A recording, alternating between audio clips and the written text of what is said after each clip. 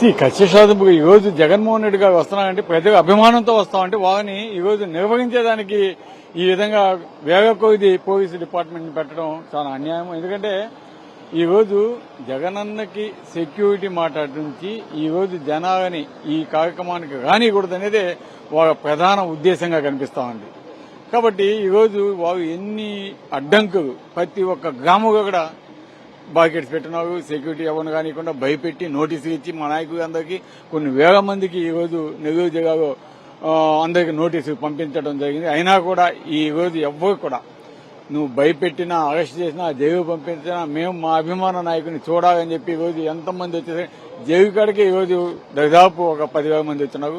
ఇంకా పట్టణంలో విపరీతంగా వచ్చున్నారు. తప్పకుండా ఎందుకంటే మీరు ఈ ప్రయత్నాలు అనేది అసలు చేయకూడదు.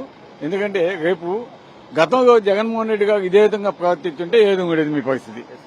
ఆలోచి చూడండి, ఒకసారి జనాలు ఎంత ఎత్త తీసుకుంటున్నారు, తోసుకొని వచ్చేస్తున్నారు. ఇప్పుడు ఇంకొద్దిసేపటి చూడండి, అదంతా జనమయం అయిపోద్ది మొత్తం.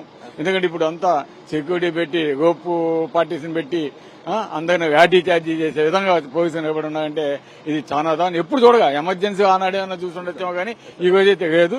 ఇటువంటి మడుగు చేయడం కరెక్ట్ కాదు. అభిమాన నాయకుడిని చూసేదానికి ఈ రోజు ప్రజలు వచ్చారు కాబట్టి అతను వాళ్ళందరినీ కూడా వాళ్ళకి స్వాతంత్రం ఉంది, ఆ విధంగా పోయి చూసేదానికి అవకాశం ఉంది. కానీ అటువంటి పోలీసు వర్గాన్ని పెట్టి అణిచివేయాలని చూడటం పొరపాటు అని చెప్పి. ఈరోజు ప్రజాస్వామ్యంలో ఉన్నామా సార్, లేకపోతే డిక్టేటర్షిప్ లో ఉన్నామా సార్? ఏ విధంగా చూడాలంటే సార్ మాజీ ఎమ్మెల్యే కిలివేటి సంజీవ్ ఎల్ఐగా ఉన్నారు. ఇది ప్రజాస్వామ్యం డిక్టేటర్షిప్ అన్నది కదా, ఎమర్జెన్సీని తలపిస్తుంది. ఇది దానికంటా ఎక్కువే ఉన్నట్టు ఇది. ఎందుకంటే ఈరోజు ప్రజానాయకుడు, ప్రజల నుంచి పుట్టుకొచ్చిన నాయకుడు జగన్మోహన్ రెడ్డి గారు. అంటే జగన్మోహన్ రెడ్డి గారు వస్తున్నారంటే ఎవరు చెప్పనవసరం లేదు, తండోపతండ జనం వస్తున్నారు. ఈ రోజు ఒక అడవిలో ఇచ్చారు, ఒక చిట్టడవిలో ఇచ్చారు, హెలికాప్టర్ దిగేదానికి చిట్టడవిలో ఇచ్చారు. అంటే ఈ చిట్టడవిలో కానీ జనాలను రాకుండా కట్టడి చేద్దాం అనుకుని. అయితే ఈ రోజు జనాలు ముళ్ల కంపల్ని సైతం లెక్క చేయకుండా జగన్మోహన్ రెడ్డి చుట్టూ పరిగిస్తున్నారంటే అది జగన్మోహన్ రెడ్డి గారికి ఉన్న చరిస్మా.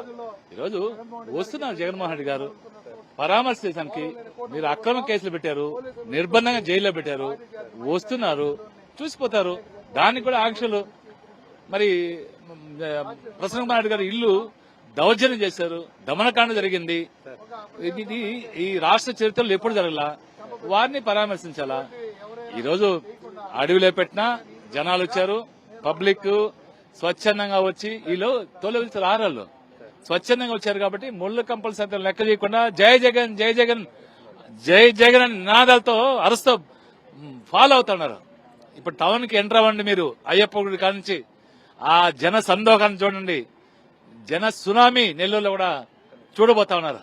మనం గతంలో చూశారు, బంగారుపాలెం కావచ్చు, పల్నాడు కావచ్చు, అన్ని చూశారు. ఈరోజు కూడా చూస్తారు. సార్ ఇంత ఒక నియంత్ర పాలనలో ఉన్నావా, ప్రజాస్వామ్య దేశంలో ఉన్నావా? ఏం సార్ ఇంత ఒక ప్రతిపక్ష నేత మాజీ ముఖ్యమంత్రి వస్తా ఉంటే ఇంత కట్టడి చేయడం? అసలు ప్రజాస్వామ్యంలో మనం లేవండి. ఇప్పుడు కూటమి నాయకుల రెడ్ బుక్ రాజ్యాంగంలో ఉన్నాం. ఈ రోజు అనేక నిబంధనలు పెట్టి, అనేక చెక్ పోస్టులు పెట్టి, వేలాదిగా నోటీసులు ఇచ్చి ప్రజలను భయభ్రాంతులకు గురి చేసి రాకుండా అడ్డుకున్నా జన ప్రభంజనం జగన్మోహన్ రెడ్డి గారిని చూసేదానికి ఆపేదానికి ఎవరి తరం కాదు. ప్రజల మనసులో నాటుకున్న నాయకుడు జగన్మోహన్ రెడ్డి గారు. ఈ రోజు పేద ప్రజల ఆశాజ్యోతి 40% ఓట్ బ్యాంక్ తో ప్రజల మన్ననలు పొందిన వ్యక్తి, ఏకైక వ్యక్తి ఉన్నారంటే అది జగన్మోహన్ రెడ్డి గారికే సాధ్యం. ఈ రోజు 50-60% ఓట్ బ్యాంక్ తో ప్రజల ఆశీస్సులు పొంది రాబోయే రోజుల్లో ఖచ్చితంగా ముఖ్యమంత్రి అయ్యేదానికి జగన్మోహన్ రెడ్డి గారిని ప్రజలు ఆశీర్వదిస్తున్నారు. అటువంటి ఆయన్ని వస్తుంటే అసలు మీ నియంత్రణ ఏందండి? అసలు మీరు ఎవరు? ప్రజాస్వామ్యంలో ఉన్నామా, మనం లేవా? ఈ రోజు ప్రజాస్వామ్యంలో ఉంటే మా పార్టీ కార్యకర్తలు జగన్మోహన్ రెడ్డి గారిని చూస్తే మీకేమండి నష్టం? మీరు భయపడి ఉలిక్కిపడి జగన్మోహన్ రెడ్డి గారి ప్రపంచం ముందు మీరు నిలబడలేక మీరు వస్తే ఎవరు రానందున ఈర్ష్యతో ఈ రోజు జగన్మోహన్ రెడ్డి గారిని నియంత్రణ చూస్తున్నారు.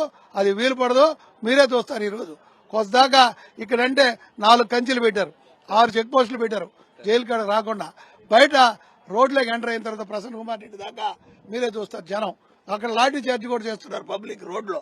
లాఠీ చార్జీలు సైతం చేస్తున్న ఈ ప్రభుత్వాన్ని ప్రజలు దించే రోజు ఎంతో దూరంలో లేదు. ఖచ్చితంగా వీళ్ళకి ప్రజలే బుద్ధి చెప్తారని తెలియజేస్తున్నాం.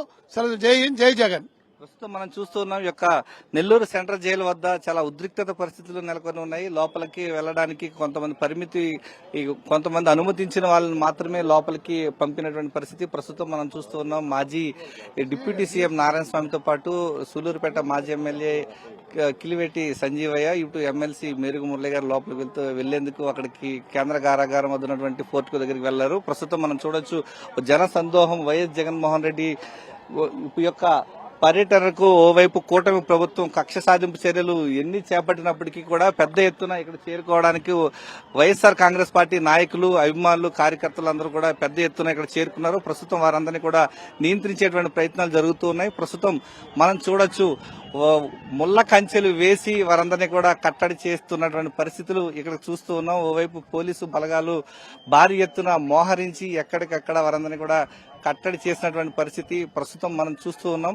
ఈ యొక్క సెంట్రల్ జైలు వద్ద చాలా ఉద్రిక్తత పరిస్థితులు ఉన్నాయి. ఈ యొక్క వైఎస్ జగన్మోహన్ రెడ్డిని చూసేందుకు పెద్ద ఎత్తున వైఎస్ఆర్ కాంగ్రెస్ పార్టీ నాయకులు, కార్యకర్తలు అంతా కూడా పెద్ద ఎత్తున తరలి వచ్చారు. ఈ నేపథ్యంలో వారందరినీ కూడా అడ్డుకోవాలని చెప్పేసి వారందరినీ కూడా ఈ యొక్క అడ్డుకునేటువంటి ప్రయత్నాలు చేస్తూ ఉన్నారు. ప్రస్తుతం మనం చూడొచ్చు ఈ యొక్క నేపథ్యం. సార్ వాళ్ళంతా వెళ్ళారు సార్, వాళ్ళు చూడండి సార్, అక్కడ చూడండి సార్, అటు చూడండి సార్, వాళ్ళంతా కనబడతా ఉన్నారు. వాళ్ళు చూడండి సార్, వాళ్ళంతా అక్కడే ఉన్నారు సార్.